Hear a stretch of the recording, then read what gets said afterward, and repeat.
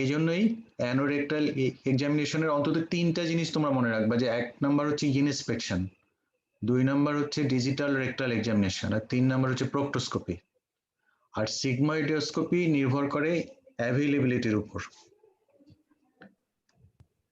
এখন আসো যে আমরা অ্যানোরেক্টাল এক্সামিনেশন কি কি পজিশনে করি। এগুলো পরীক্ষার সময় অনেক সময় তোমাদেরকে বিভিন্ন জায়গায় ধরা হয় স্টেশনে, কিন্তু তোমরা বলতে পারো না।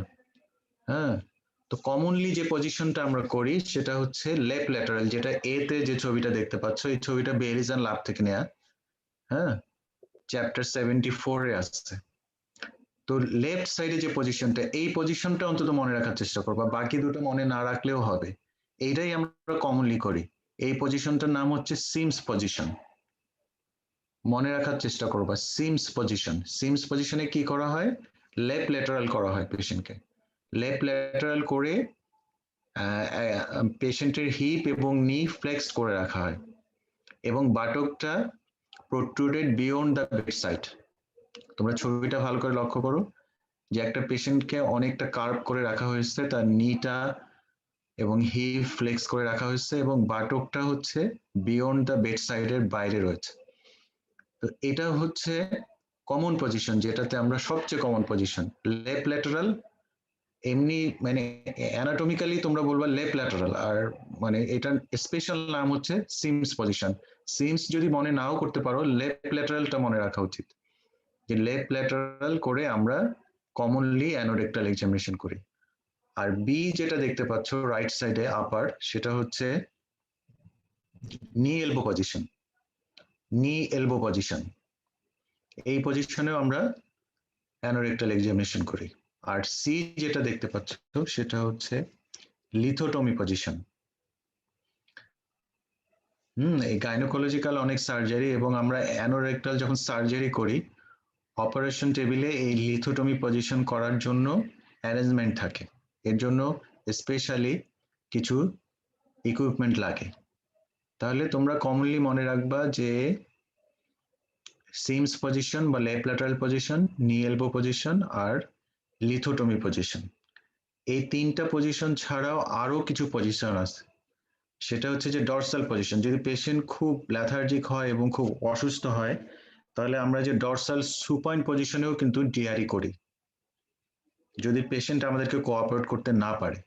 মানে এমনি সুপাইন পজিশনে যে বেডে পেশেন্ট শুয়ে থাকে, সে অবস্থাতেও আমরা অ্যানোরেক্টাল এক্সামিনেশন করতে পারি, কিন্তু তাতে আমরা ভালো বুঝতে পারি না। এই জন্য সবচেয়ে ভালো বোঝার জন্য হচ্ছে সিমস পজিশন, এটা তোমরা মনে রাখবে। আচ্ছা, এখন অ্যানোরেক্টাল এক্সামিনেশন খুবই একটা পেশেন্টের প্রাইভেসি এখানে ইন্টারাপ্টেড হচ্ছে। এই জন্য পেশেন্টের অ্যানোরেক্টাল এক্সামিনেশন করতে গেলে যেটা কতগুলো প্রিরিকুইজিট আছে, যে এগুলো করে তোমাকে অ্যানোরেক্টাল এক্সামিনেশন করতে হবে। তাহলে কি, এক, যে তোমরা পরীক্ষার সময় যেরকম নিজেদেরকে ইন্ট্রোডিউস করো, introduce yourself fully including your role within the patient care. মানে তুমি তোমার পরিচয় দিয়ে তুমি যে অ্যানোরেক্টাল এক্সামিনেশন করতে চাচ্ছ, কেন করতে চাচ্ছ। একটা পেশেন্ট তো এমনিতেই রাজি হবে না, তার প্রাইভেট পার্টসে এক্সামিনেশন করার জন্য কখনোই রাজি হবে না যদি তার প্রয়োজনীয়তা রুগীকে না বোঝাতে পারো। তাহলে রুগীকে তোমার পরিচয় দিয়ে বোঝাতে হবে যে তুমি কেন অ্যানোরেক্টাল এক্সামিনেশন করতে চাচ্ছ। পেশেন্টকে যদি কনভিন্স না করতে পারো, তাহলে পেশেন্ট কিন্তু কোঅপারেট করবে না। The region and nature of the technique of rectal examination should be explained to the patient. Informed consent can then be gained. মানে তুমি কেন করতে চাচ্ছ সেটা এবং কিভাবে করতে চাচ্ছ পরীক্ষাটা। যে তুমি যে কোনো জায়গায় নিয়ে তো একটা অ্যানোরেক্টাল এক্সামিনেশন করবা না। তুমি পেশেন্টকে বলতে হবে যে আমরা অবশ্য পরবর্তীতে আসবো, যে আমরা একটা প্রাইভেসি মেনটেনের জন্য একটা স্ক্রিনের ব্যবস্থা করব এবং তার ওয়েস্টের নিচে যে গার্মেন্টস থাকবে সেটাকে পুরোটাই এক্সপোজ করতে হবে। এগুলো পেশেন্টকে বলতে হবে। তারপরে তাকে বলতে হবে যে আপনার পায়খানা রাস্তাটা আমরা আলো দিয়ে দেখবো এবং প্রয়োজনে আঙ্গুল অথবা আরেকটা যন্ত্র দিয়ে ভিতরে যন্ত্রটা ঢুকায় আমরা দেখবো, যেটা হচ্ছে প্রক্টোস্কোপ। এটা পেশেন্টকে এগুলো আগেই বলতে হবে, ঠিক আছে। তারপরে পেশেন্টকে কি করতে হবে, reassure the patient that the examination may be uncomfortable but it should not be painful. Painful হয় কিছু কিছু পেশেন্টের যাদের অ্যানাল ফিশার, সেটা আমরা যখন অ্যানাল ফিশার পড়বো তখন আমরা কিন্তু ডিআরই করাটা কন্ট্রা ইন্ডিকেটেড, সেটা আমরা বলবো। ডিআরই করবো না, শুধু ইনস্পেকশন করবো। সেজন্য পেশেন্টকে তোমাকে আগে থেকে রিঅ্যাসিওর করতে হবে যে হয়তো বা পেশেন্ট আনকমফোর্টেবল ফিল করতে পারে কিন্তু পেইনফুল হবে না, তাকে পেইন দেওয়া হবে না, এতটুকু তোমাকে অ্যাসিওর করতে হবে। The clinical room must be appropriate for an intimate examination and a chaperone present for the duration. মানে যে রুমটায় তুমি পরীক্ষা করবা সেই রুমটা যাতে একটা ইন্টিমেট মানে এক্সামিন করার মতো একটা ভালো রুম হয়। আর হচ্ছে স্যাপেরন শব্দটা তোমরা মনে হয় নতুন দেখছো, কেউ কি জানো এটা কি স্যাপেরন? আমার কথা কি সাহায্যকারী থাকতে হবে স্যার? হ্যাঁ, অনেকটা তোমারটা ঠিক আছে, যেটাকে আমরা বলি attendant. Attendant actually male female সব পেশেন্টের জন্য অ্যাটেন্ডেন্ট থাকা দরকার, কিন্তু স্পেশালি যদি ফিমেল পেশেন্ট হয় তাহলে অবশ্যই একজন ফিমেল অ্যাটেন্ডেন্ট থাকতে হবেই, মাস্ট, এর কোনো বিকল্প নেই। কখনোই ফিমেল অ্যাটেন্ডেন্ট ছাড়া, যেটা তোমরা জানো অলরেডি যে আমরা এমনি রোগী এক্সামিনার ক্ষেত্রেও কিন্তু ফিমেল অ্যাটেন্ডেন্ট ফিমেল পেশেন্টের জন্য বাধ্যতামূলক। আর এখানে তো আরো বেশি ইম্পর্টেন্ট, কারণ এখানে তুমি একটা ফিমেল পেশেন্টের প্রাইভেট পার্টস দেখতেছো, এই জন্য অবশ্যই একজন ফিমেল অ্যাটেন্ডেন্ট থাকতেই হবে। A private area for the patient to undress from the waist down should be available and a cover for the patient provided. তাহলে এখানে কিন্তু তুমি নিজে পেশেন্টকে আনড্রেস করবা না, পেশেন্ট যদি অ্যাবল হয় তাহলে নিজেই আনড্রেস করবে ওয়েস্ট থেকে নিচ পর্যন্ত। আর একটা তোমার আলাদা একটা কাভার রাখতে হবে।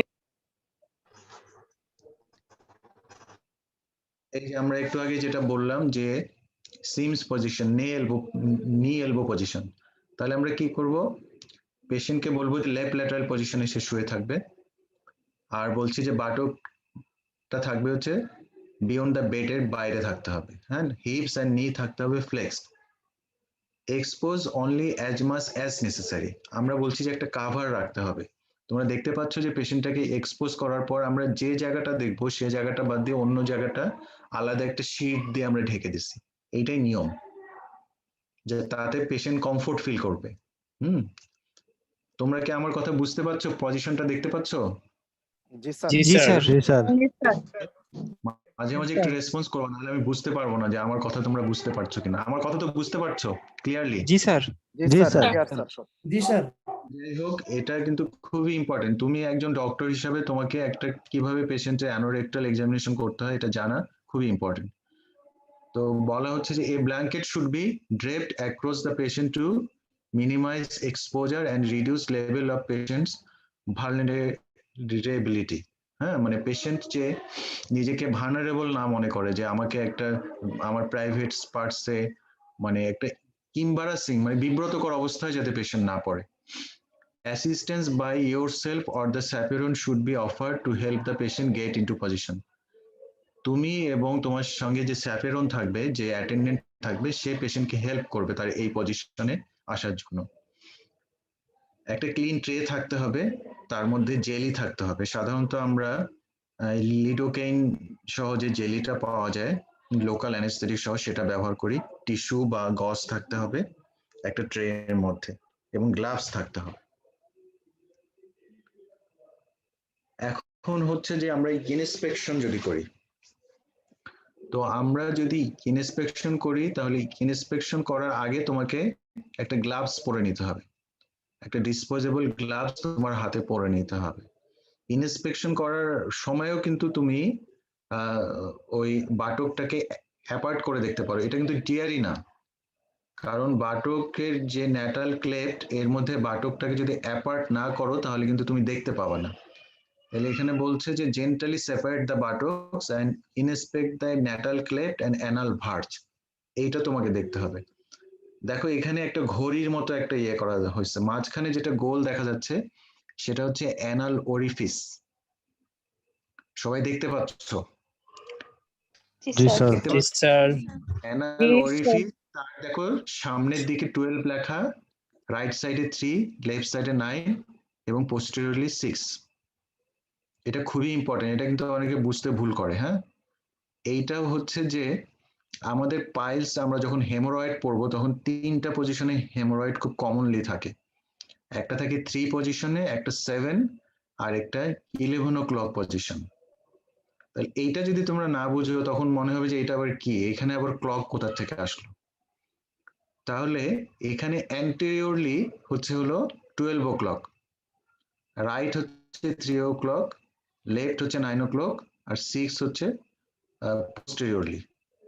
এটা না বুঝলে তুমি যে কোনো একটা লেসন ডিসক্রাইব করতে পারবে না, যে একটা অ্যানাল ফিশার অ্যান্টেরিয়রলি আছে না পোস্টেরিয়রলি আছে, বা হেমোরয়েডটা কোন লেভেলে আছে। হেমোরয়েডের জন্য এটা আমাদের খুব ইম্পর্টেন্ট, কারণ ওই হেমোরয়েড কোন লেভেলে আছে সেটা দেখার জন্য আমরা বলি যে 3 ও ক্লকে আছে বা 7 ও ক্লকে আছে। এই জন্য এই ক্লক পজিশনটা বোঝা খুব ইম্পর্টেন্ট। তাহলে সহজভাবে মনে রাখবা যে ঘড়ির 12টা থাকবে অ্যান্টেরিয়রলি। তাহলে ইনস্পেকশনে আমরা কি কি দেখবো? আমরা তো গ্লাভস পরে নিয়ে বাটক দুইটাকে অ্যাপার্ট করে আমরা যে জিনিসগুলো ইনস্পেকশনে দেখতে পাবো সেটা হচ্ছে যে যদি কোনো ফিশার থাকে, হ্যাঁ, তারপরে এখানে হেমোরয়েডস বলছে, কিন্তু হেমোরয়েডস যেটা প্রোলাপসড এবং থ্রম্বোসড হেমোরয়েড, 3rd ডিগ্রি অথবা 4th ডিগ্রি হেমোরয়েড, তখন আমরা এটা তোমাদেরকে খেয়ে দিই। হচ্ছে 3rd ডিগ্রি অথবা 4th degree haemorrhoid, 1st degree এবং 2nd ডিগ্রি কিন্তু হেমোরয়েড দেখা যাবে না, সেটা ভিতরে থাকে। 3rd ডিগ্রি অথবা 4th ডিগ্রি ব্যাপারে আমরা অ্যানাল ফিশার দেখতে পাবো, এবং আশেপাশে যদি কোনো ফিস্টুলা থাকে, তারপরে ল্যাকে ওয়ার্ড যদি শিখতে পারবো। হ্যাঁ, তারপর আমরা যদি সেখানে কোনো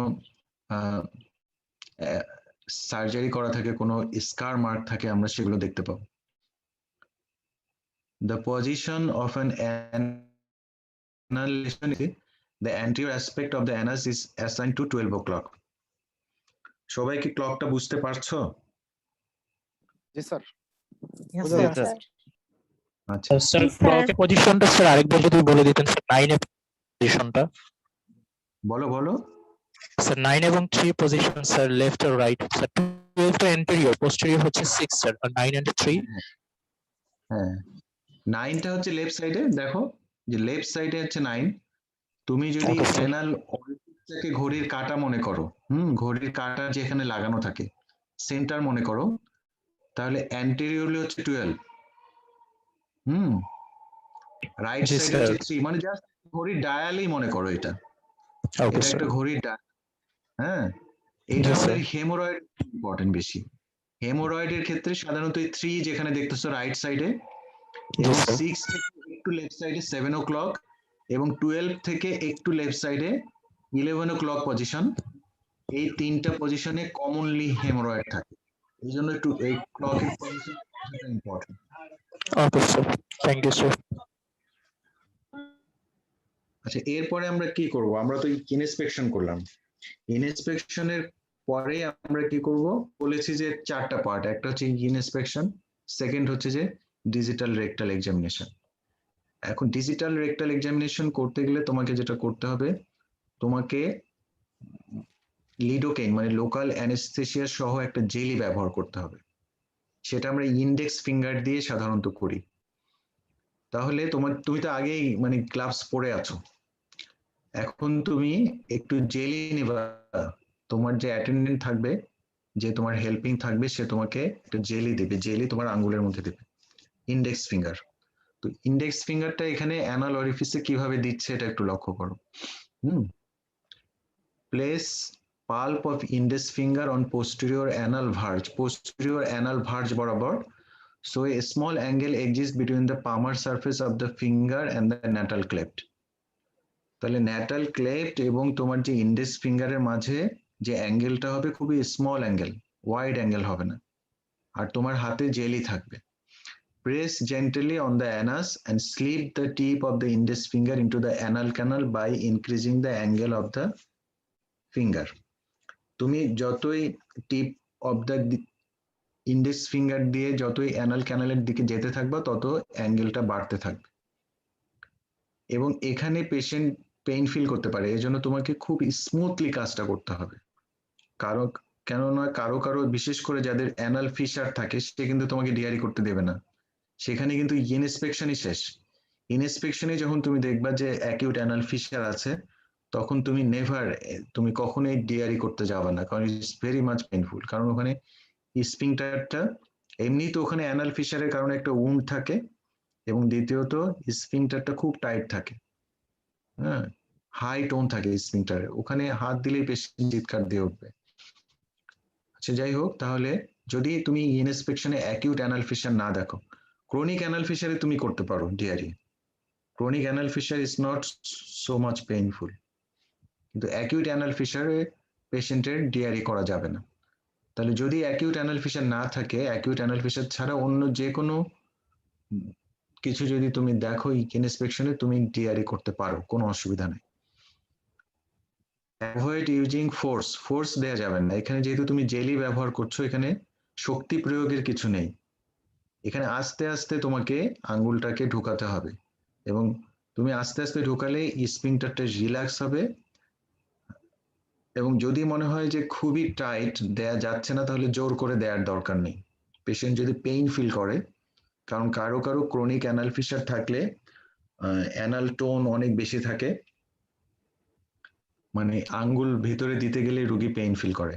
আর কারো কারো হচ্ছে যে ওই কবিরাজির চিকিৎসা করে, মনে করো হেমোরয়েডস হোক বা অ্যানাল ফিশার হোক, কবিরাজির চিকিৎসার জন্য অ্যানাল যে অরিফিসটার মধ্যে একটা টাইট ব্যান্ড তৈরি হয়ে যায়, ওই অ্যানাল স্টেনোসিস হয়ে যায়। সেক্ষেত্রে তুমি জোর করে আঙ্গুল ঠুকাতে পারবা না অ্যানাল স্টেনোসিস হলে, তাহলে কোনো কিছু জোর করে করা যাবে না, স্মুথলি করতে হবে।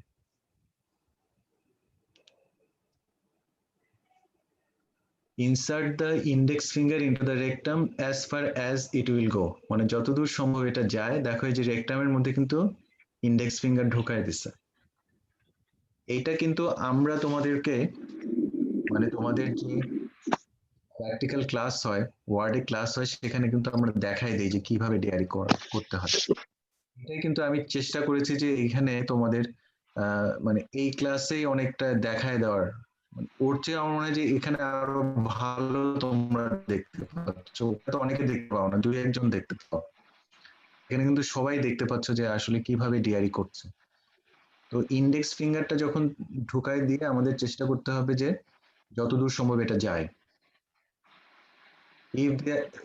If there is believed to be a problem with the anal sphincter, ask the patient to squeeze the examining finger to assess the anal tone. তাহলে তুমি ইন্ডেক্স ফিঙ্গারটা ঢোকার পর পেশেন্টকে বলবা যে আমার আঙ্গুলটাকে চেপে ধরেন, তাহলে তুমি দেখবা যে অ্যানাল টোনটা তার ঠিক আছে কিনা। এটা একটা নিউরোলজিক্যাল পার্টের একটা অংশ, যে অনেক পেশেন্টের অ্যানাল টোন ঠিক থাকে না, তাদের কি হয়, ইনকন্টিনেন্স হয়। তাহলে পেশেন্টকে বলতে হবে যে আমার আঙ্গুলটাকে গ্রিপ করেন, আমার আঙ্গুলটাকে চেপে ধরেন। যদি সে চেপে ধরতে পারে, তার মানে তার অ্যানাল টোন ভালো আছে।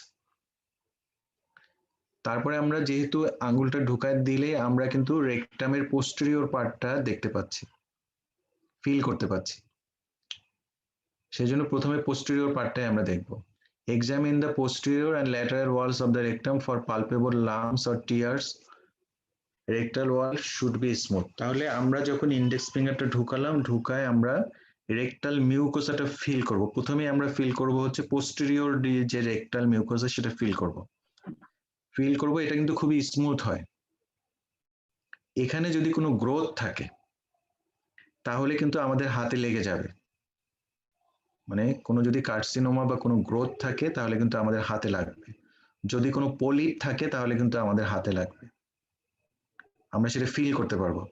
তাহলে আমরা যদি একটা গ্রোথ থাকে, তাহলে ওভারলাইং যে মিউকোসাটা কি হবে, ফিক্সড হবে এবং সারফেসটা রাফ হবে। একটা গ্রোথ যে তুমি ফিল করছো সেটা তুমি বুঝতে পারবা। আসলে অনেকগুলো নর্মাল ডিআরই না করলে অ্যাবনর্মাল ডিআরই বোঝা খুব কঠিন, আগে নর্মালটাই বুঝতে হবে। তাহলে নর্মালি আমরা রেকটাল মিউকোসাটাকে দেখবো যেটা খুবই স্মুথ, এটা ফ্রি থাকে। তারপরে আমরা কি করব, ল্যাটারালি রাইট সাইডে এবং লেফট সাইডে আঙ্গুল ঘুরায় দেখব যে মানে ল্যাটারাল ওয়ালে কোনো গ্রোথ আছে কিনা বা ল্যাটারাল ওয়ালে কোনো লেশন আছে কিনা। এটা আমরা আঙ্গুল দিয়ে ফিল করার চেষ্টা করব। assess the presence or absence of feces palpable as a mobile party like substance. অনেক সময় কোনো কোনো পেশেন্টের হার্ড স্টুল থাকে, সেটাকে আবার ভুল করে কোনো গ্রোথ মনে করা যাবে না। হ্যাঁ, which can be indent with your finger, ওইটা কিন্তু ফিঙ্গার দিয়ে চাপ দিলে ইন্ডেন্টেশন হবে।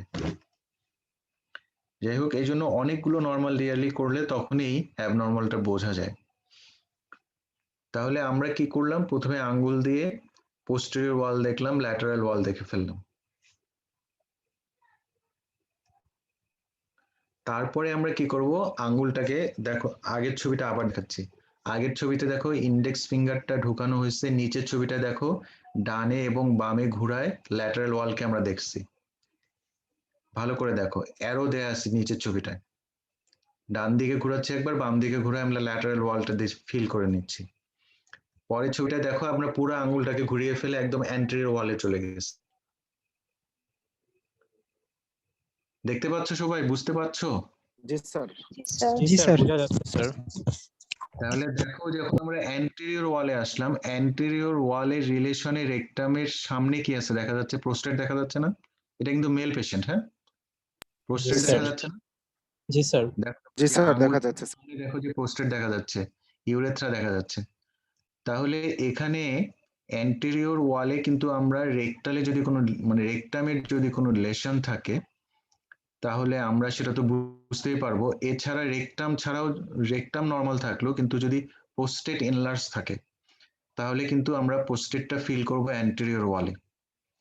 এইটা ভেরি ইম্পর্টেন্ট যাদের তোমাদের ওই বিইপি, হ্যাঁ, benign enlargement of the prostate অথবা বেনাইন প্রোস্টেটিক হাইপারপ্লেসিয়া যেটাই বলো, এটা তোমাদের লং কেসে থাকে। এটা লং কেসে পরীক্ষায় থাকে, তখন কিন্তু ডিআরই এক্সামিনেশনটা খুবই ইম্পর্টেন্ট হয়। ওইটা ডিআরই, কারণ পোস্টেটের রোগীর কোনো মানে সিমটমস ছাড়া তুমি ক্লিনিক্যালি আর কোনো সাইন পাবা না। ওখানে আমরা যেটা ইম্পর্টেন্ট দেখতে চাই যে তুমি ডিআরইটা কিভাবে করছো এবং ডিআরই ফাইন্ডিংসটা তুমি কি বলছো প্রোস্টেট বিপি পেশেন্টের ক্ষেত্রে। অনেক সময় পরীক্ষার হলে যেটা হয়, যেটা বাস্তবতা, যেটা ওখানে কিন্তু ডিআরই করা সম্ভব হয় না, বা অনেকে করতে ইম্বারাসিং বোধ করে। ওখানে স্ক্রিন দেওয়া থাকে, কিন্তু তুমি যদি কোনো কারণে বিএপি পেশেন্টের ডিআরই না করো, কিন্তু তবুও তোমাকে বলতে হবে যে আমি ডিআরই করছি, নাহলে তুমি ডায়াগনোসিস কিভাবে করলে? তোমার ডায়াগনোসিসের বেসিসে হচ্ছে ডিআরই।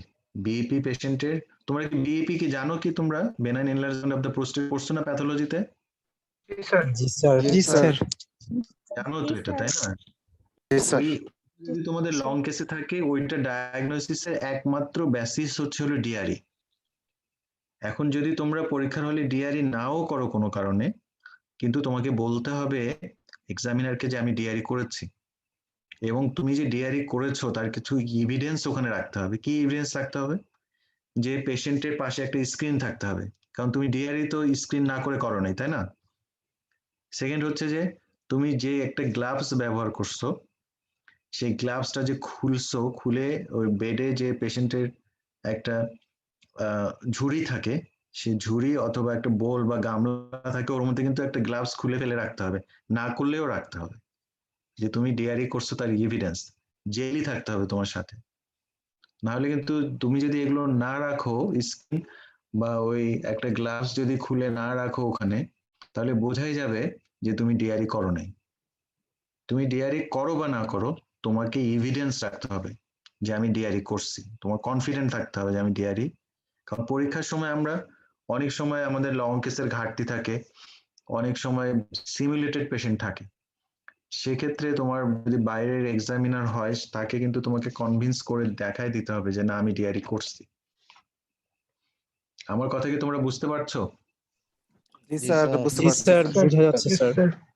কিন্তু থাকেই অনেকেরই, হ্যাঁ, বিএপি অনেকেরই থাকে। তাহলে তুমি যদি সেই লং কেসে ডিআরই নাও করো, কিন্তু তুমি যে ডিআরই করছো এটা দেখানোর জন্য তুমি এই কাজগুলো করে রাখো বিএপি পেশেন্ট, ঠিক আছে? তাহলে আমরা কি করলাম, হাতটাকে ঘুরাই নিয়ে যখন অ্যান্টেরিয়রলি আমরা রেকটামকে দেখলাম, ঠিক আছে?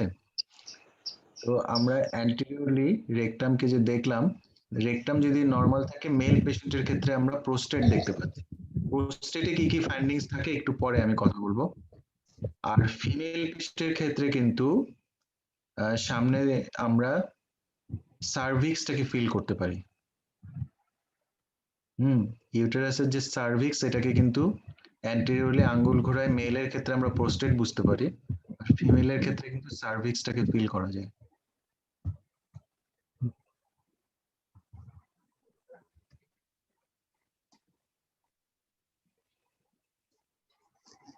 তাহলে কি করব, rotate the wrist so that your examining finger is facing posteriorly again. আবার তোমাকে আঙ্গুলটাকে ঘুরায় নিয়ে আসতে হবে। আঙ্গুলটাকে আবার ঘুরায় তুমি পিছনের দিকে নিয়ে চলে আসলে। And then withdraw the finger. এখন তুমি ফিঙ্গারটাকে উইথড্র করছো। উইথড্র করার পরেও তোমাকে কতগুলো করতে হবে। On withdrawal check gloved finger for stool. মানে তুমি যখন আঙ্গুলটাকে বের করে নিয়ে আসলা, আঙ্গুলটার মধ্যে কি আছে সেটাকে তোমাকে দেখতে হবে। যদি স্টুল থাকে সেটা নর্মালি থাকতে পারে, কিন্তু যদি ব্লাড থাকে, মিউকাস থাকে, এটাকে তোমাকে নোট করতে হবে। অ্যাকচুয়ালি যদি সিএ রেকটামের পেশেন্টের withdrawal finger stained with blood থাকে, এটা কিন্তু ফাইন্ডিংস এর মধ্যে লিখতে হয় যে withdrawal finger stained with blood. এরপরে তোমার কি কাজ, তুমি তোমার সঙ্গে টিস্যু বা গজ থাকতে হবে, সেটা দিয়ে পেশেন্টের যে অ্যানাল অরিফিসে যদি কোনো সয়েলিং হয়ে থাকে সেটাকে পরিষ্কার করে তোমাকে গ্লাভস খুলে ফেলতে হবে এবং হ্যান্ড ওয়াশ করতে হবে। এটাই হচ্ছে ডিআরই করার প্রসিজিওর।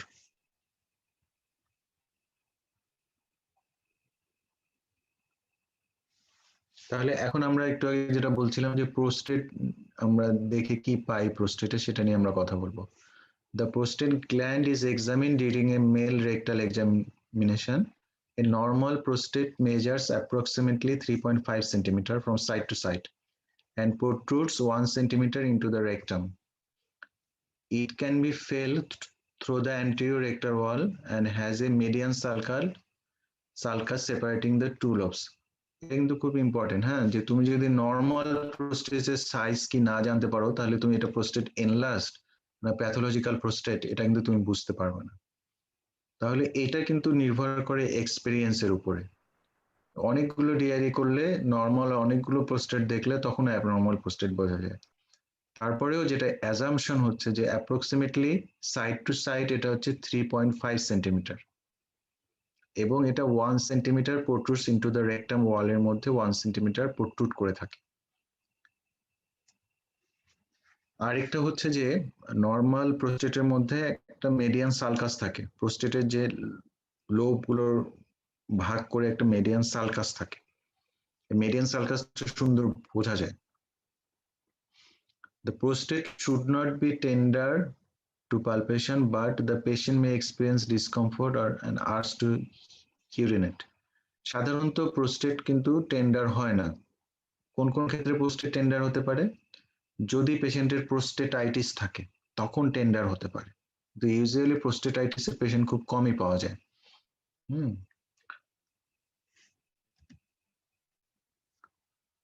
তাহলে প্রোস্টেট গ্ল্যান্ড আমরা পালপেট করে কি কি দেখতে চাই, তাহলে 1 নাম্বার হচ্ছে যে আমরা সাইজ দেখতে চাই।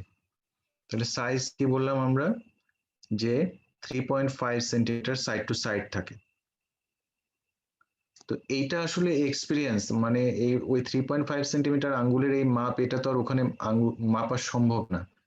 এটা আসলে অনেকগুলো নর্মাল দেখে দেখে একসময় তুমি বুঝতে পারবে যে এটা প্রোস্টেট কি মাইল্ডলি এনলার্জ না মডারেটলি এনলার্জ না হিউজলি এনলার্জ। তাহলে সাইজ যেটা হয় সেটা তোমার এক্সপিরিয়েন্সের উপর নির্ভর করে তুমি এটা একসময় বুঝতে পারো। তো যদি তুমি প্রোস্টেটটা ফিল করতে করতে একদম আপার লিমিটটা যদি তুমি পালপেট না করতে পারো, তাহলে এটাকে আমরা সাধারণত বলি হিউজলি এনলার্জ প্রোস্টেট। মানে প্রোস্টেটটা অ্যান্টেরিয়র ওয়ালে দেখতে দেখতে তুমি এর আপার লিমিটটা পাচ্ছ না, তার মানে এই প্রোস্টেটটা হিউজলি এনলার্জড।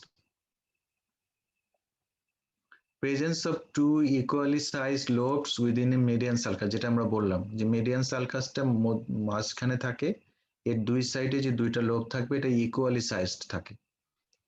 তাহলে আমি সাইজ দেখলাম 1, দুই দেখলাম হচ্ছে যে মেডিয়ান সালকাসটা আছে কিনা। অনেক সময় মেডিয়ান সালকাসটা অবলিটারেটেড হয় ম্যালিগন্যান্সিস ক্ষেত্রে, তো মেডিয়ান সালকাসটা পালপেট করে পাবা না।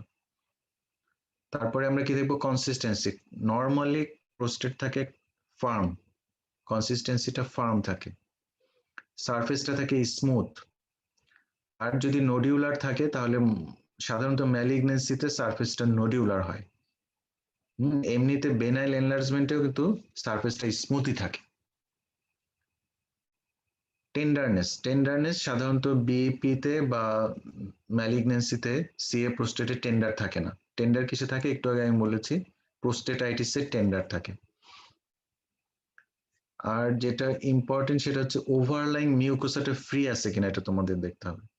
তাহলে আমি 1 নাম্বার দেখলাম যে সাইজ অফ দ্য প্রোস্টেট, যে এটা নর্মাল, মডারেট, মানে মাইল্ড এনলার্জ, মডারেটলি এনলার্জ আর হিউজ এনলার্জ। তাহলে হিউজ এনলার্জটা তোমরা বলতে পারবা যদি আপার লিমিটে রিচ না করতে পারো। তাহলে median sulcus palpable or not, consistency firm. আর যদি ম্যালিগন্যান্সি হয় তাহলে হার্ড হবে কনসিস্টেন্সি, সারফেসটা কি হবে স্মুথ। ম্যালিগন্যান্সি হলে নোডিউলার হবে, ওভারলাইং মিউকোসাটা থাকবে ফ্রি, ওভারলাইং যে রেকটাল মিউকোসাটা ফ্রি থাকবে, সাধারণত ইউজুয়ালি নন টেন্ডার থাকে। যে কথাটা আমি বলছিলাম যে however assessment of prosthetic size is learned through experience.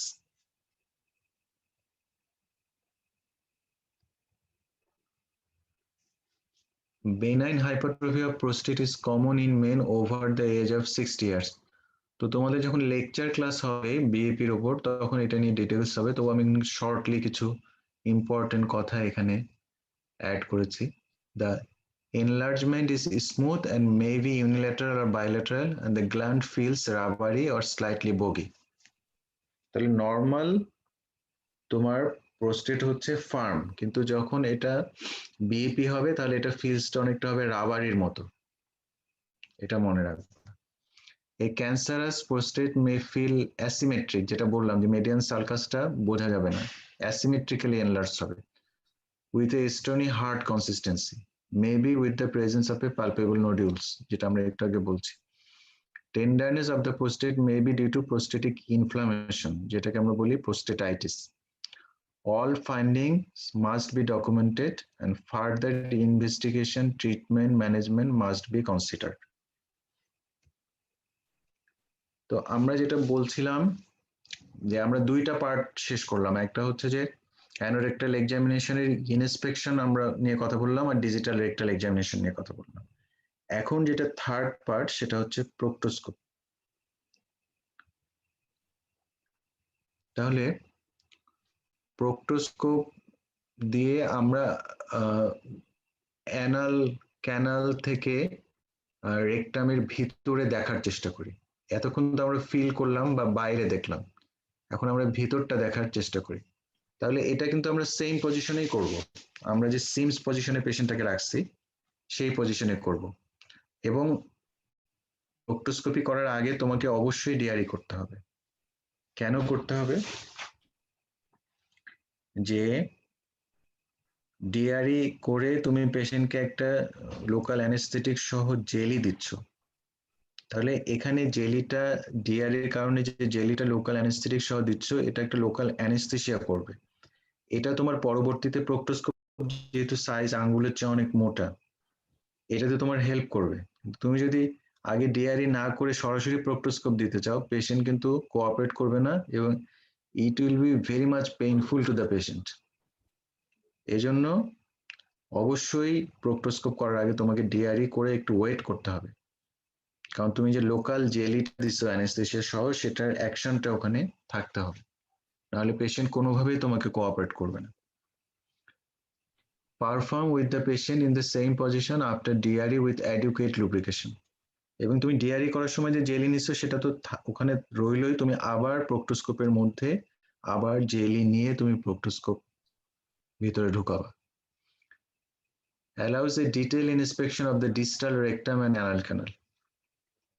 আমরা কিন্তু ডিআরই করে ডিস্টাল রেকটাম বা রেকটামের মিডল থার্ড পর্যন্ত অনেক সময় দেখতে পাই, কিন্তু প্রক্সিমাল রেকটাম কিন্তু আমরা রিচ করতে পারি না এবং প্রোক্টোস্কোপ দিয়েও রিচ করতে পারি না, সেক্ষেত্রে আমাদের সিগময়েডোস্কোপ লাগে। minor procedure can also be carried out through this instrument. মানে এই প্রোক্টোস্কোপ দিয়ে আমরা কিছু ছোট ছোট কাজও করতে পারি, যেমন হেমোরয়েডস এর ক্ষেত্রে আমরা ইনজেকশন দিই যেটা, বা ব্যান্ডিং বা বায়োপসি, এগুলো কিন্তু আমরা প্রোক্টোস্কোপ দিয়ে করতে পারি। যদি কোনো রেকটাল ম্যালিগন্যান্সি থাকে ডিস্টালি, তাহলে আমরা প্রোক্টোস্কোপ দিয়ে ওখান থেকে বায়োপসি নিতে পারি। Asking the patient to bear down on slow withdrawal of the proctoscope may reveal a descending intussusception. যদি কোনো ইন্টারসাসেপশন থাকে সেটাও বোঝা যাবে, কিন্তু পেশেন্টকে বলতে হবে স্ট্রেইন করার জন্য। এখানে বিভিন্ন টাইপের প্রোক্টোস্কোপ আমরা দেখতে পাচ্ছি। বাম সাইডে যেটা আছে সেটা হচ্ছে লাইট এন্ড প্রোক্টোস্কোপ, মানে এর সঙ্গে ইলুমিনেশন অ্যাড করা আছে লাইট। এগুলো আমাদের এখানে অ্যাভেলেবল না। হ্যাঁ, তারপরেরটা যেটা দেয়া আছে সেটা হচ্ছে ডিসপোজেবল, মানে একবার ব্যবহার করেই ফেলে দিতে হয়। তার পাশেরটাও যেটা দেখতে পাচ্ছি আমরা, এটা এনলাইটেন। একদম উপরে যে রাইট সাইডে যেটা আমরা দেখতে পাচ্ছি, এটাই আমাদের হচ্ছে কমনলি আমাদের ওয়ার্ডে বা ওটিতে আমরা ব্যবহার করি, রাইট সাইডে আপার। এটা কিন্তু অনেক সময় তোমাদের ইয়েতে দেওয়া হয়, ওয়াসপিতে দেওয়া হয় প্রোক্টোস্কোপ। ছবিটা দেখে রাখো, অনেকের কাছে তখন এটা মনে হতে পারে যে এটা কি জিনিস। তাহলে রাইট সাইড যেটা আপারে দেখতে পাচ্ছ, এইটাই আমরা কমনলি তোমাদের পরীক্ষায় দেই কিন্তু ওয়াসপিতে। স্যার এটার নাম কি স্যার? কিন্তু যেটা দেখতে পাচ্ছ এইটাই কমনলি, বিভিন্ন টাইপের প্রোক্টোস্কোপ আছে। হ্যাঁ, তার মধ্যে উপরে রাইট সাইডে যেটা দেখতে পাচ্ছ এইটাই হচ্ছে কমনলি ওয়ার্ডে বা তোমাদের পরীক্ষার সময় দেওয়া হয়। এই প্রোক্টোস্কোপটারই দুইটা অংশ, একটা হচ্ছে অবটিউরেটর যেটা ভিতরে থাকে, এটা বের করা যায়, আর বাইরে যেটা থাকে এটা হচ্ছে প্রোক্টোস্কোপিক শীট। দেখতে পাচ্ছ সবাই? জি স্যার। সবাই স্যার নিচে যে অংশ, জি স্যার জি স্যার।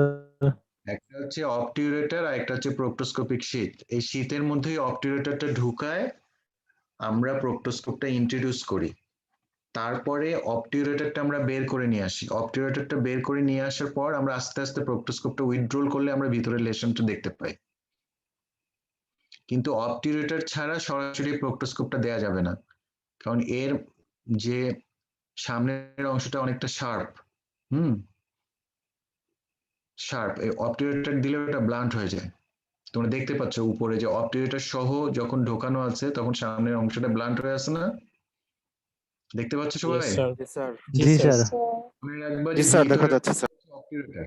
হ্যাঁ, বলো, কিছু বলবা? আচ্ছা স্যার দেখতে এই পাচ্ছি স্যার। স্যার এই প্রোক্টোস্কোপের এই যে আমরা যেটা কমনলি পাচ্ছি স্যার, বাকি দুইটার যেমন স্যার নাম বলেন স্যার, একটা লাইট এন্ড প্রোক্টোস্কোপ আর একটা হচ্ছে ডিসপোজেবল প্রোক্টোস্কোপ। এটার কোনো স্যার কোনো নাম আছে এরকম যেটা আমরা কমনলি ইউজ করি আমাদের ওয়ার্ডে? সবই প্রোক্টোস্কোপ, কিন্তু যেটা লাইট এন্ড মানে এর সঙ্গে ইলুমিনেশন থাকে, আমরা এই প্রোক্টোস্কোপ দিয়ে যেটা আমরা কমনলি ব্যবহার করি, এর সঙ্গে আমাদের একটা টর্চ লাইট একজন অ্যাটেন্ডেন্ট নিয়ে না থাকলে আমরা কিছুই দেখতে পাই না। মানে ওকে স্যার। অবটিউরেটরটা বের করার পর আমাদের একজনকে লাইট ধরে রাখতে হয়, টর্চ লাইট, না হলে ভিতরের অংশটা পুরাটাই অন্ধকার, একটা গর্ত। কিন্তু যখন তোমার এই এনলাইটেনটা ব্যবহার করা হয়, এর মধ্যে ইলুমিনেশন ভিতরে চলে যায়, যার ফলে আমাদের আলাদাভাবে টর্চ লাইট ব্যবহার করতে হয় না। আর মাঝখানে যেটা দেখতে পাচ্ছ ডিসপোজেবল, মানে এটা এক সিঙ্গেল টাইম ব্যবহার করার জন্য, একটা পেশেন্টের জন্য এটা প্লাস্টিকের তৈরি থাকে, একবার ব্যবহার করেই ফেলে দেওয়া হয়। এগুলো উন্নত বিশ্বে ওরা করে বা ঢাকায় অনেক জায়গায় করে, আমরা তো অত মানে পেশেন্ট এটা কিনতে গেলে পেশেন্টের জন্য অনেক মানে অনেক পেশেন্টে কিনতে পারবে না, এই জন্য আমরা যেটা রিইউজেবল স্টিলের এটাই আমরা ব্যবহার করি। জি স্যার, থ্যাংক ইউ। এখন দেখো তোমরা কিভাবে আমরা আগে কিন্তু আমরা একটু আগেও বলেছি যে অবশ্যই আগে ডিআরই করে নিব, তাই না? কেন করে নিব? যে আমরা ওখানে জেলি দিব, জেলিটা হলে ওখানে লোকাল অ্যানেস্থেসিয়া হবে, যার ফলে আমাদের প্রোক্টোস্কোপটা ঢুকাতে অনেক সুবিধা হবে। তাহলে দেখো অ্যানাল ওরিফিসে আমরা অলরেডি জেলি দিয়ে রাখছি, তারপরেও প্রোক্টোস্কোপের যে জায়গাটায় মাথাটার মধ্যে আমরা আবার জেলি দিয়ে নিব, নিয়ে তারপর অ্যানাল ওরিফিসটাকে বাম হাত দিয়ে একটু ওপেন করে তারপরে আমরা প্রোক্টোস্কোপটাকে ইন্ট্রোডিউস করব। ইন্ট্রোডিউস করলাম, দেখো রাইট সাইডের ছবিতে দেখা যাচ্ছে প্রোক্টোস্কোপটা ঢোকানো হলো। তারপরে নিচের ছবিটায় দেখো যে আমরা প্রোক্টোস্কোপের যে শীতের হ্যান্ডেলটা ধরে রেখে অবটিউরেটরটা বের করে নিয়ে আসতেছি। শীতের হ্যান্ডেলটা ধরে রেখে অবটিউরেটরটা বের করে নিয়ে আসতেছি।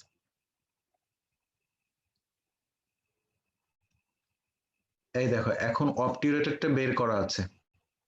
অবটিউরেটরটা বের করার কারণে আমরা এই যে বাইরে থেকে টর্চের আলো দিয়ে দেখতে পাচ্ছি একটা হেমোরয়েড আছে। এই যে একটা লাল দেখতে পাচ্ছ সবাই? জি স্যার। পাচ্ছো স্যার। যে একটা লাল দেখা যাচ্ছে, এটাই কিন্তু হেমোরয়েড। হ্যাঁ, হেমোরয়েড যদি ফার্স্ট এবং সেকেন্ড ডিগ্রি থাকে সেটা কিন্তু ভিতরেই থাকে, এটা কিন্তু প্রোক্টোস্কোপ ছাড়া দেখা যায় না। আর থার্ড এবং ফোর্থ ডিগ্রি যেটা, সেটা বাইরে আসে, ওইটা দেখা যায়, ইনস্পেকশনে দেখা যায়। আর হেমোরয়েড কিন্তু ডিআরই করে ফিল করা যায় না, এটা কিন্তু মনে রাখবা। আমরা যখন হেমোরয়েড পড়বো তখন এটা নিয়ে কথা বলবো। তারপরে স্পেশালি বলে রাখছে যে তুমি ডিজিটাল রেকটাল এক্সামিনেশন করে ডিআরই করে, মানে প্রোক্টোস্কোপ করার আগে যখন তুমি ডিআরই করছো, ডিআরই করে কিন্তু তুমি হেমোরয়েড ফিল করতে পারবা না, কারণ এটা এত সফট যে তুমি মানে এটা ফিলই, মানে আঙ্গুলের ফিলের মধ্যেই আসবে না, এটা খুবই সফট।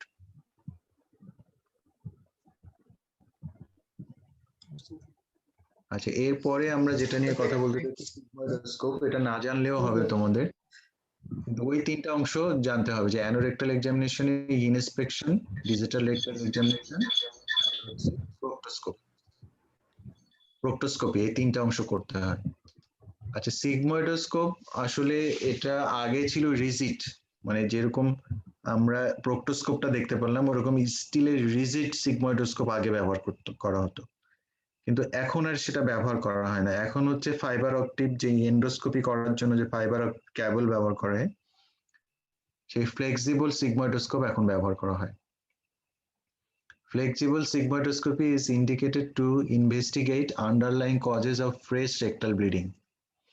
আমরা যদি একটা পেশেন্টের ফ্রেশ রেকটাল ব্লিডিং বা রেকটাল, যেগুলো প্রথমে বলে নিলাম, যে কমপ্লেইন গুলো বা other bowel symptoms when full visualization of the colon by colonoscopy is not required, আমরা ক্লোনোস্কোপিতে তো প্রথমে যাই না। আমরা একটা পেশেন্টের রেকটাল ব্লিডিং হচ্ছে বা রেকটাল প্রবলেম, আমরা প্রথমে ইনস্পেকশন করি, তারপরে আমরা ডিজিটাল রেকটাল এক্সামিনেশন করি, তারপর প্রোক্টোস্কোপি করি।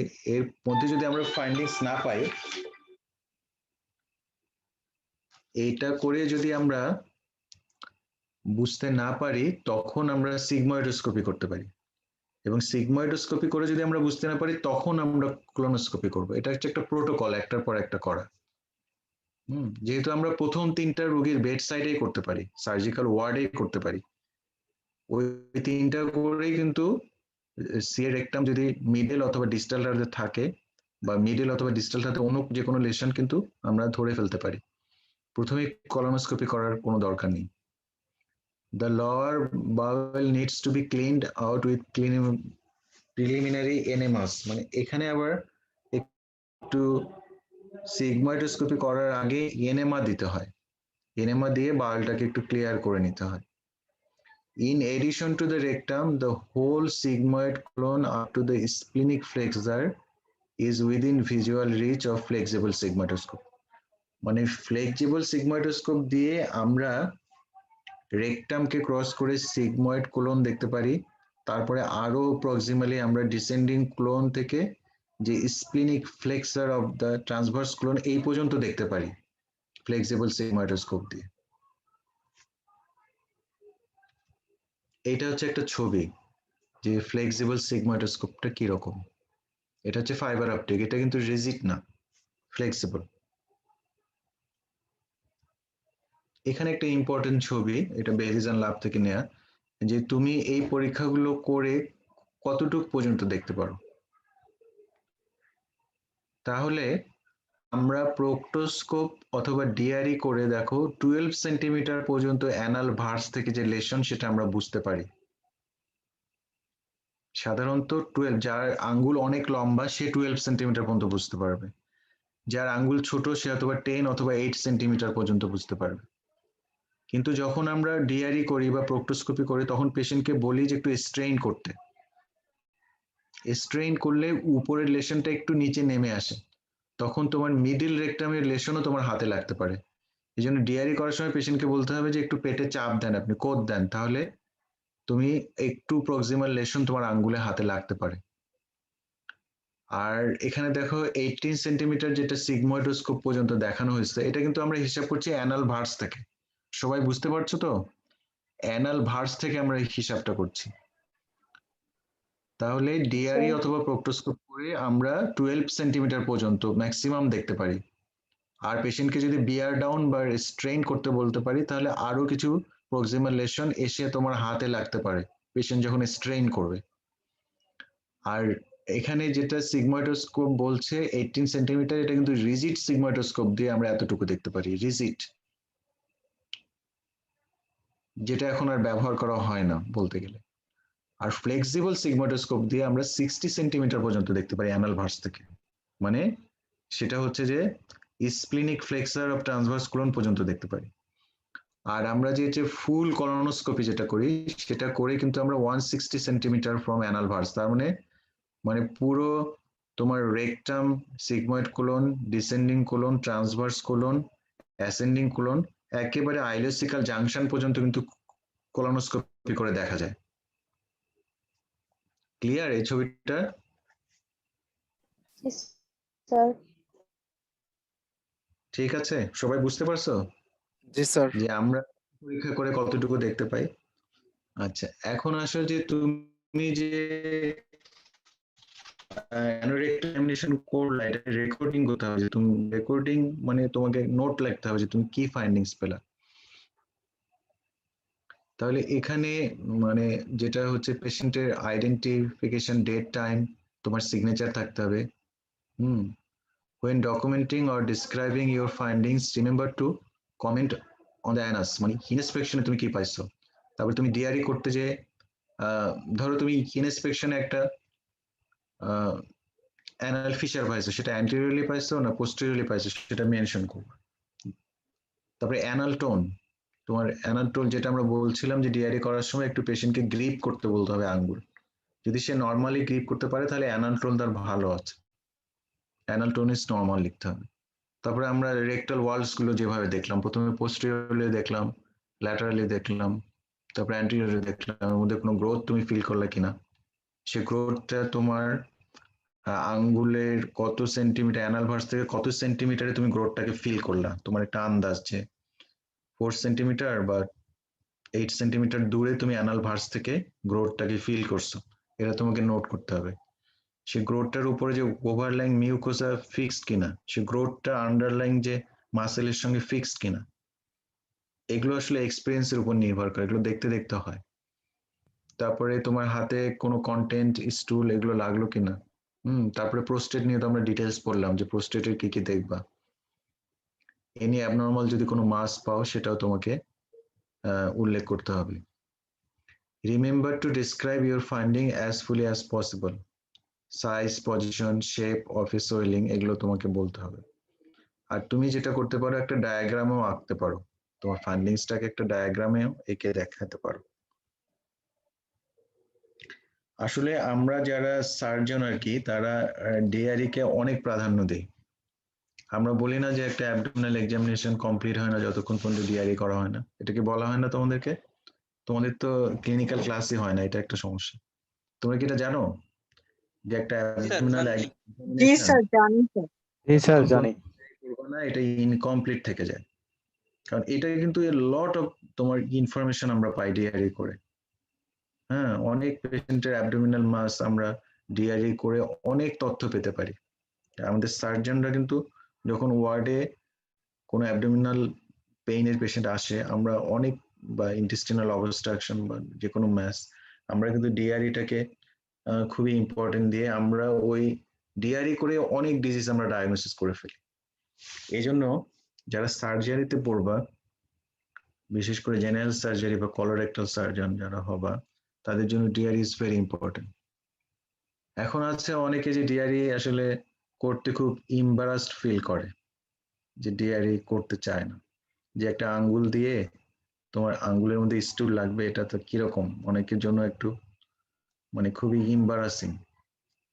সেই জন্য ভেরিয়েশন ল্যাবে একটা কথা বলা আছে যে if you don't put your finger in in the anal canal আর কি, you might put your foot in it. কথাটা একটা জাস্ট গুরুত্ব দেওয়ার কথা বলছে যে অ্যাবডোমিনাল এক্সামিনেশন তো কখনোই ডিআরই ছাড়া কমপ্লিট হয় না। তুমি যদি আঙ্গুল নাও দিতে চাও, তোমার ফুট মানে গ্রেট টো বা অন্য কিছু দিয়ে তুমি রেকটাল এক্সামিনেশন করো, মানে গুরুত্ব দেওয়ার জন্য এই কথাটা বলেছে। ঠিক আছে, জি তো স্যার। আজকে এতটুকু অ্যানোরেকটাল এক্সামিনেশন নিয়ে আমরা কথা বললাম। নেক্সট দিন আমরা সিএ রেকটাম বা অন্য কোনো কিছু নিয়ে কথা বলবো। এর মধ্যে কারো কোনো কোয়ারি আছে? কোনো কিছু বুঝতে অসুবিধা আছে? স্যার একটা প্রশ্ন ছিল হ্যাঁ বলো। Sir, ultrasonogram of whole abdomen, এখান থেকে কি আমরা স্যার মানে পিইপি কি বলতে পারবো কি? কি বলতে পারবো? মানে স্যার আমরা যদি একটা হোল অ্যাবডোমেনের আল্ট্রাসোনোগ্রাম করি, তো ওখানে তো আসলে ডিটেলস সব থাকে, তো ওখানে যে প্রোস্টেটের যে ইনফরমেশনটা ওখান থেকে কি বিইপি বলা যাবে? হ্যাঁ বলা যাবে, আল্ট্রাসোনোগ্রাম ফাইন্ডিং। কিন্তু তোমার তো পরীক্ষার সময় তো ক্লিনিক্যালি তোমাকে ডায়াগনোসিস করতে হবে। তুমি তো রোগীর আগে আল্ট্রাসোনোগ্রাম তো তোমার হাতে দেয়া হবে না, তুমি ক্লিনিক্যালি ডিআরই করে যে ফাইন্ডিংসটা পাবা, তাই না? তোমাকে কি কোনো পরীক্ষার রিপোর্ট দেয়া হবে পরীক্ষার সময়? দেয়া হবে না, বরং জানতে চাওয়া হবে যে তুমি যে ক্লিনিক্যালি প্রোস্টেটটা এনলার্জ পাইলা, এটাকে তুমি কি পরীক্ষা করে তুমি এস্টাবলিশ করতে চাও, তখন তুমি বলতে পারো যে আমি আল্ট্রাসোনোগ্রাম করব।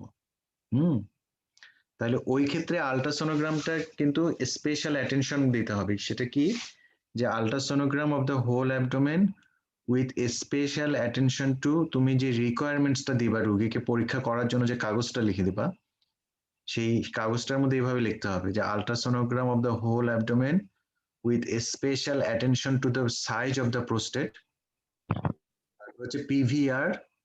হ্যাঁ, এই দুইটা জিনিস লিখে দিতে হবে। এবং এমসিসি, এগুলো যখন তোমাদের ইউরোলজির ক্লাস আছে না তোমাদের, আছে না শিডিউলে, ওই তখন যখন বিএড করবে তখন ওই এইটা কিন্তু তোমাদের ওই পরীক্ষার সময় জিজ্ঞেস করা হয় যে তুমি যে কি পরীক্ষা করবা, তুমি বললা যে আমি আল্ট্রাসোনোগ্রাম করব, শুধু আল্ট্রাসোনোগ্রাম করব বললে হবে না, বলতে হবে যে ultrasonogram of the whole abdomen with special attention to the size of the prostate, PVR মানে post void residue, and MCC. MCC maximum cystometric capacity, এই তিনটা জিনিস তোমাকে আল্ট্রাসোনোগ্রামের মাধ্যমে জানতে হবে। ঠিক আছে, বুঝতে পারছো যে কোশ্চেন করছো? জি স্যার। আচ্ছা, তো আজকে এতটুকুই নাকি? আমার স্যার ক্লাস কি তোমরা পিভিআর আর এমসিসি আরেকবার বলেন স্যার, ফুল নেম স্যার। এইটা আসলে যারা ইউরোলজি পড়াবে তারাই পড়াবে, তারপরে আমি বলছি। পিভিআর হচ্ছে পোস্ট ভয়েড রেসিডিউ। এইটা হচ্ছে যে একটা পেশেন্টের বিপি পেশেন্টের যেটা হয়, মানে তার পেশাব করার পরেও তার ইউরিনারি ব্লাডারে কিছু ইউরিন থেকে যায়। ঠিক আছে, পুরো ব্লাডার এমটি হয় না। ধরো যে 50 ml থেকে 100 ml, কারো 200 ml পেশাব করে, মানে আল্ট্রাসোনোগ্রাম করার পর পেশেন্টকে বলতে হয় যে পেশাব করে আসেন, তারপরে আবার আল্ট্রাসোনোগ্রাম করে তার মানে ব্লাডারে কতটুকু ইউরিন আছে সেটা দেখে। এটাকে বলে পোস্ট ভয়েড রেসিডিউ। মানে রুগী আল্ট্রাসোনোগ্রাম প্রথমে একবার করা হলো, করে রুগীকে বলা হলো ব্লাডার এমটি করে আসেন, এমটি করে আসার পরে আবার তার ব্লাডারের মধ্যে কতটুকু ইউরিন আছে। নর্মালি একটা সাধারণ আমার বা অন্য কারো করলে কিন্তু পিভিআর হবে নীল, কোনো ব্লাডারে কোনো ইউরিন থাকবে না ভয়েডিং করার পর। কিন্তু যাদের প্রোস্টেটের পেশেন্ট, প্রোস্টেট এনলার্জ থাকে, তাদের দেখা যায় যে অনেক সময় সিগনিফিকেন্ট, মনে করো 100 ml এর বেশি যদি ইউরিন থেকে যায়, তাহলে বুঝতে হবে যে এই পেশেন্টটা সার্জারি করতে হবে, এই পেশেন্টের মেডিকেল ট্রিটমেন্ট দিয়ে হবে না। তাহলে পোস্ট ভয়েড রেসিডিউ বলে এটাকে পিভিআর। আর এমসিসি হচ্ছে ম্যাক্সিমাম সিস্টোমেট্রিক ক্যাপাসিটি। মানে এইটা আমরা দেখবা যে আল্ট্রাসোনোগ্রাম করতে গেলে পেশেন্টকে বলা হয় যে পানি খেয়ে আসেন, তা আপনার পেশাবের চাপ লাগবে। বিশেষ করে প্রোস্টেট রোগীর ক্ষেত্রে আমরা দেখি যে তার একটা ব্লাডারের সর্বোচ্চ ক্যাপাসিটি কত, ইউরিনের ক্যাপাসিটি কত। এটাকে বলে ম্যাক্সিমাম সিস্টোমেট্রিক ক্যাপাসিটি, এমসিসি। আচ্ছা, এটা তোমাদের বিএপি যারা পড়াবে তারা পড়াবে, হ্যাঁ ঠিক আছে। ক্লাস তোমরা বুঝতে পারছো? মনে হচ্ছে ক্লাস কাজে লাগবে? জি স্যার। ধন্যবাদ স্যার, স্যার, বোঝা যাচ্ছে, ভালো স্যার। ক্লাস নেওয়ার জন্য। আচ্ছা, তো আজকে এই পর্যন্তই। আল্লাহ হাফেজ। আল্লাহ হাফেজ স্যার, ভালো জি থাকবেন। স্যার, ধন্যবাদ স্যার। আসসালামু আলাইকুম স্যার। আসসালামু আলাইকুম স্যার। স্যার আসসালামু আলাইকুম।